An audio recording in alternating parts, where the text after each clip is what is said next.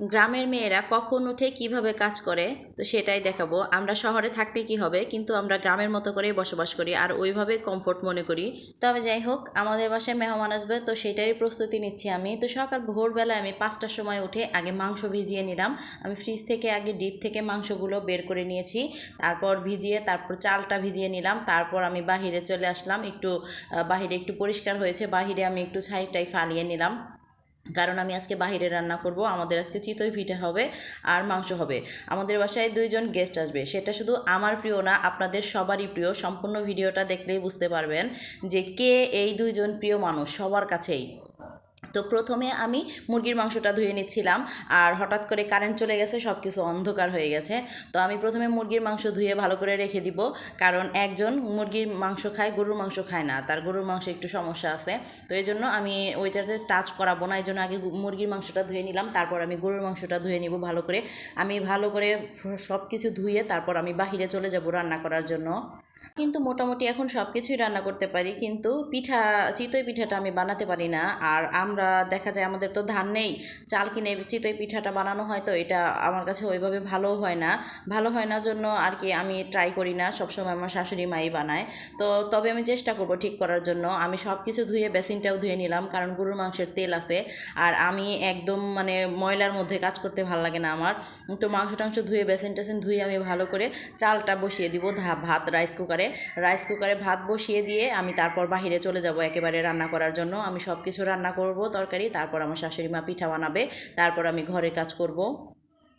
তো আমি রাইস কুকারে ভাতটা বসিয়ে দিলাম, বসিয়ে দিয়ে আমি বাহিরে চলে গেলাম। তো বাহিরে আমি সব কিছু এনে রেডি করে রেখেছি, এখন আমি রান্নাটা বসিয়ে দেব।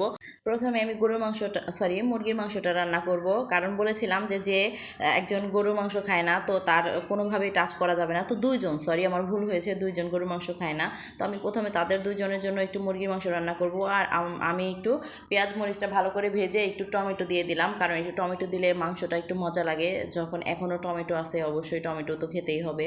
তবে সবাই কিন্তু বলবেন যে সত্যি আমি যাদের নাম বলবো তারা আপনাদের সবার কাছে প্রিয় কিনা, কারণ প্রত্যেকটা মানুষের কাছে এই 2জন মানুষ হচ্ছে স্পেশাল। তো তারাই আসবে, তো তাদের জন্য প্রস্তুতি নিচ্ছি। তো স্পেশাল মানুষ আসবে, যদি চিতই পিঠা না হয় তাহলে তো ভালো হয় না। তবে আমি অনেক ব্যস্ততার কারণে চিতই পিঠার কোনো ভিডিওই আমি বানাতে পারিনি, কারণ সবাই চলে আসছিল, আমি একটু ব্যস্ত হয়ে পড়েছিলাম। দেখেন মুরগির মাংসের লুকটা আসলে কিন্তু অনেক টেস্টি হয়েছিল মুরগির মাংসটা। আর আমরা তো দেখা যায় শহরে থাকি, এখানে তো দেশি মুরগি ওইভাবে আমাদের খাওয়া হয় না, আর বাজার থেকে আনলেও সেটা দেশি হয় না, সেটা সোনালি হয়।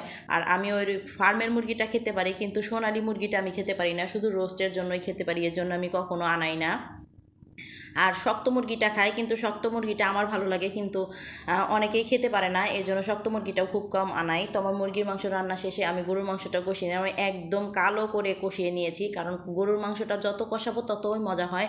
আর লাকড়ির চুলায় রান্না করলে তো সেটা আরও বেশি মজা হয়। মাংসটা ঝোল দিয়ে একটু জাল করে আমি গ্যাসে বসিয়ে দিব, গ্যাসে আস্তে আস্তে গরুর মাংসটা হয়ে যাবে।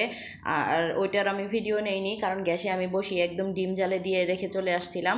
আর আমি চলে আসছি, এখন হলো চিচিঙ্গা ভাজি করব, কারণ শুধু একটু ভাজি ডাল তো রাখতেই হয়। গ্যাসে আমি ডালটাও রান্না করে নিয়েছিলাম, গ্যাসেই ডাল রান্না করেছি, গ্যাসে আবার ডাল রান্না করলে মজা হয়।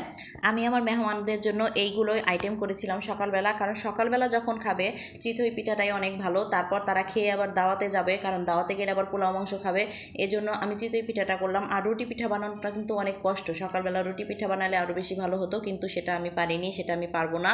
আর বাসার মেহমান হচ্ছে আমার মা বাবা আসবে, এখানে তাদের দাওয়াত আছে। তো সকালবেলা আমার বাসায় আসবে, আমার মেয়েকে দেখে তারপর তারা যাবে দাওয়াত খাওয়ার জন্য।